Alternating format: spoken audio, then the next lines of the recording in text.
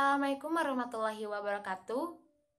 Selamat pagi Bapak dosen dan rekan-rekan lainnya yang berbahagia. Pertama-tama marilah kita panjatkan puji syukur kepada Allah Subhanahu wa taala karena telah memberikan rahmat kesehatan dan keselamatan sehingga kita dapat bertemu secara virtual pada hari ini. Sebelumnya perkenalkan, nama saya Elza Handayani yang akan bertugas sebagai moderator.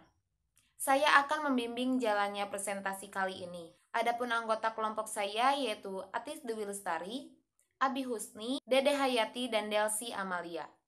Adapun topik yang akan kami bahas adalah Pancasila sebagai dasar pengembangan ilmu. Dibagi menjadi beberapa materi, yaitu yang pertama, hakikat ilmu pengetahuan, yang kedua, Pancasila sebagai dasar pengembangan iptek, yang ketiga, urgensi kedudukan Pancasila sebagai dasar pengembangan iptek. Sedangkan rangkaian acara yang akan kita lewati adalah sesi pembukaan, yang kedua ada sesi penyajian dan pemaparan materi, dan yang terakhir ada sesi penutup. Baik teman-teman, langsung saja kita mulai ke sesi yang pertama adalah pembukaan. Marilah kita mengucapkan basmalah bersama-sama. Bismillahirrahmanirrahim. Selanjutnya adalah penyampaian dan penyajian materi. Saya persilahkan kepada Abi Husni untuk menyampaikan materi yang pertama. Oke, terima kasih kepada moderator yang telah memberikan saya kesempatan untuk memaparkan materi. Di sini saya akan membahas tentang hakikat ilmu dan pengetahuan. Untuk poin pertama, kita akan membahas tentang ilmu. Sebenarnya apa sih itu ilmu? Menurut dari katanya, ilmu berasal dari bahasa Arab, yaitu alimah, yang berarti pengetahuan. Sedangkan dalam pemakaian istilah kata bahasa Indonesia, ilmu dikenal dengan kata istilah science yang diambil dari bahasa Latin dan artinya pun sama, yaitu pengetahuan. Di dalam ilmu mengandung 3 unsur. Yang pertama, hipotesis, teori, dan dalil hukum. Hipotesis adalah pemikiran atau dugaan sementara terhadap data, dan apabila data tersebut sudah valid, hipotesis yang tadi akan berubah menjadi teori. Dan jika teori mencapai generasi umum, maka teori tersebut memiliki dalil hukum. Poin yang kedua, kita akan membahas tentang pengetahuan. Secara etimologis, pengetahuan berasal dari kata bahasa Inggris, yaitu knowledge, yang berarti kepercayaan yang benar.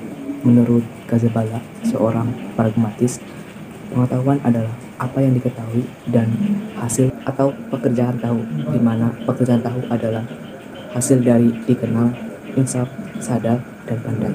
Dengan demikian, pengetahuan merupakan hasil dari usaha manusia untuk tahu. Untuk poin yang ketiga, kita akan membahas tentang perbedaan dari ilmu dan pengetahuan. Yang pertama, dari bahasanya, seperti yang telah dijelaskan di awal, di mana ilmu berasal dari bahasa Arab, yaitu alimah, dan pengetahuan berasal dari bahasa Inggris, yaitu knowledge. Sifat sistematisnya.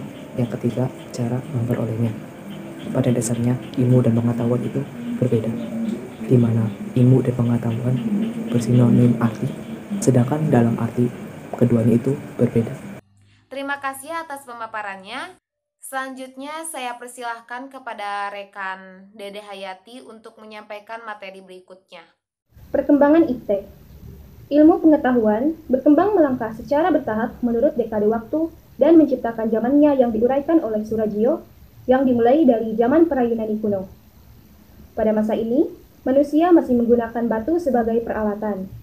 Oleh karena itu, zaman pra-Yunani kuno disebut juga zaman batu yang berkisar antara 4 juta tahun sampai 20.000 tahun. Selanjutnya yaitu zaman Yunani kuno. Yunani pada masa itu dianggap sebagai gudang dari ilmu dan filsafat. Karena bangsa Yunani pada masa itu tidak lagi mempercayai mitologi-mitologi. Bangsa Yunani juga tidak dapat menerima pengalaman yang didasarkan pada sikap receptive attitude, atau sikap menerima begitu saja, melainkan menumbuhkan sikap an inquiring attitude, atau sikap yang senang menyelidiki sesuatu secara kritis. Yang ketiga yaitu zaman abad pertengahan. Para ilmuwan pada masa ini hampir semuanya adalah para teolog, sehingga aktivitas ilmiah terkait dengan aktivitas keagamaan. Yang keempat yaitu zaman Renaissance. Renaissance sendiri adalah zaman peralihan ketika kebudayaan abad pertengahan mulai berubah menjadi suatu kebudayaan modern. Pada zaman ini, ditandai sebagai era kebangkitan kembali pemikiran yang bebas dari dogma-dogma agama. Ilmu pengetahuan yang berkembang pada masa ini adalah bidang astronomi. Yang kelima yaitu zaman modern yang ditandai dengan berbagai penemuan dalam bidang ilmiah. Contoh penemuannya adalah teori gravitasi oleh Isaac Newton, teori struggle for life oleh Charles Darwin, dan lain-lain. Selanjutnya yang terakhir yaitu zaman kontemporer pada abad 20 dan seterusnya. Pada zaman ini ditandai dengan penemuan teknologi canggih mulai dari komputer, internet, berbagai satelit komunikasi, dan sebagainya. Selain itu ditandai dengan teori mengenai fisika, alam semesta, dan lain-lain. Fisikawan termasyhur pada abad ke-20 ini adalah Albert Einstein. Kesimpulannya, perkembangan iptek berawal dari dunia barat dan mengakhiri masa kegelapan The Dark Age. Kemudian lahirlah era Renaissance dan humanisme. Ilmu pengetahuan terus berkembang hingga lahirnya revolusi industri. Terima kasih atas pemaparannya. Selanjutnya saya persilahkan kepada rekan Atis Dwi Lestari untuk menyampaikan materi berikutnya. Pancasila sebagai dasar pengembangan iptek. Nilai Pancasila yang terkandung dalam sila-sila Pancasila. 1. Nilai ketuhanan sebagai dasar pengetahuan. Memberikan dasar bahwa iptek juga harus dipertimbangkan maksud dan akibatnya. Apakah merugikan manusia dan masyarakat serta alam sekitarnya. 2. Nilai kemanusiaan sebagai dasar pengembangan ilmu.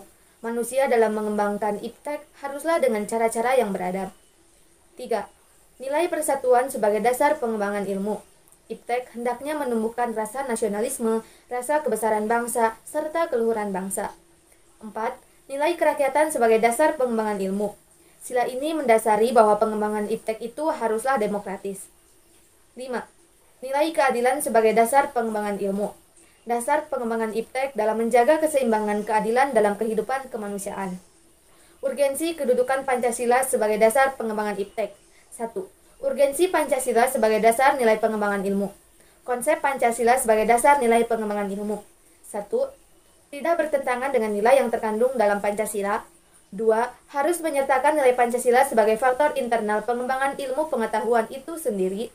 3. Berperan sebagai rambu normatif bagi pengembangan iptek. Artinya, mampu mengandalkan iptek agar tidak keluar dari cara berpikir dan cara bertindak dari bangsa Indonesia.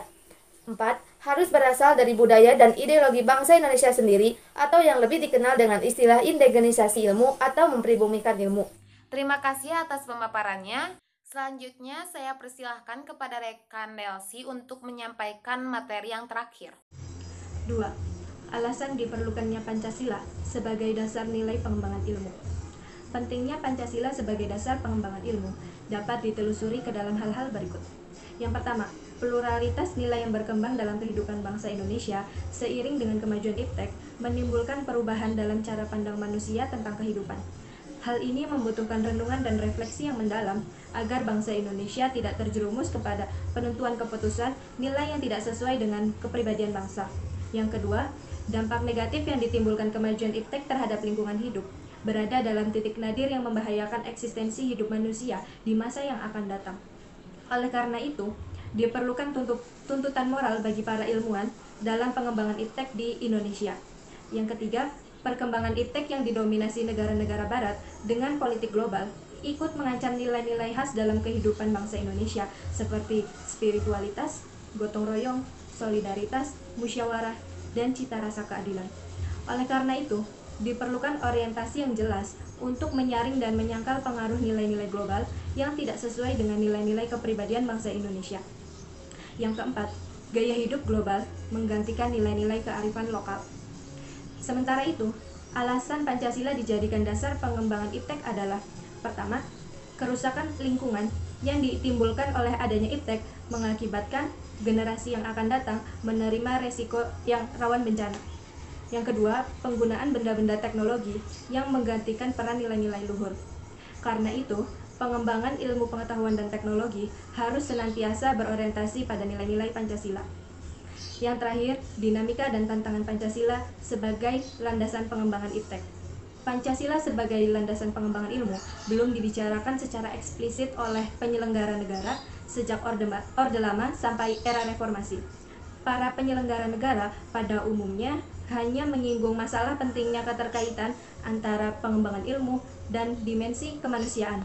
Sementara itu, ada beberapa tantangan terhadap Pancasila sebagai dasar pengembangan iptek di Indonesia. Yang pertama, kapitalisme menguasai perekonomian dunia, termasuk Indonesia. Akibatnya, ruang bagi penerapan nilai-nilai Pancasila sebagai dasar pengembangan ilmu menjadi terbatas. Dan yang kedua, globalisasi menyebabkan lemahnya daya saing bangsa Indonesia dalam pengembangan iptek. Sehingga dibandingkan dengan negara-negara lain, Indonesia lebih berkedudukan sebagai konsumen daripada produsen. Dan yang ketiga, konsumerisme menyebabkan Indonesia menjadi pasar bagi produk negara lain yang lebih maju. Dan yang terakhir, pragmatisme yang berorientasi pada 3 ciri, yaitu keberhasilan, kepuasan, dan hasil, mewarnai perilaku kehidupan sebagian besar masyarakat Indonesia. Terima kasih atas pemaparan materinya. Adapun yang ingin saya sampaikan, yaitu adanya hubungan Pancasila dengan akuntansi. Salah satunya pada skala makro akuntansi berfungsi membantu keputusan khususnya dalam penentuan kebijakan-kebijakan sosial yang dalam implementasinya membutuhkan alokasi anggaran yang tepat. Karena penentuan kebijakan skala makro ini harus dapat mengakomodasi kepentingan publik, maka akuntansi harus memberikan informasi yang netral sehingga tidak hanya kepentingan pihak-pihak tertentu saja yang terakomodasi. Hal tersebut merupakan penerapan nilai sila keempat dalam Pancasila. Kemudian pelaksanaan dari kebijakan sosial yang telah diambil bertujuan untuk mewujudkan kesejahteraan publik secara merata dan tidak timpang baik pada wilayah maupun golongan tertentu. Yang terakhir ada pula kesan-kesan atau evaluasi selama perkuliahan di matkul pendidikan Pancasila dari awal sampai akhir.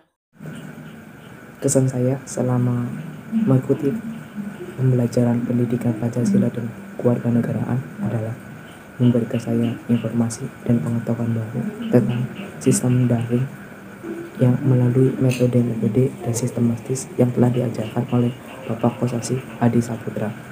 Untuk evaluasinya dari saya tidak ada, dan saya mengucapkan terima kasih atas ilmu yang telah diberikan. Kesannya, cara Pak Adi Kosasih mengajar itu bagus, tidak textbooks, jadi mudah dipahami. Kesan saya adalah proses pembelajaran yang dikemas dengan menarik sehingga tidak menimbulkan efek bosan dalam mengikutinya. Evaluasi mungkin akan lebih baik jika menggunakan Zoom meeting karena materi yang disampaikan dapat tersampaikan secara detail. Kesan saya selama mengikuti mata kuliah ini adalah cukup mudah dipahami terkait materi yang disampaikan, dan evaluasi dari saya mungkin lebih diperbanyak pemaparan materi via Zoom meeting. Demikianlah pemaparan materi dan kesan-kesan atau evaluasi dari kelompok kami. Maka presentasi pun akan saya akhiri. Saya selaku moderator baik yang disengaja maupun tidak disengaja untuk meminta maaf apabila sesi presentasi ini dengan mengucapkan hamdalah bersama-sama. Alhamdulillahirabbil alamin. Sekian dari kami. Wassalamualaikum warahmatullahi wabarakatuh.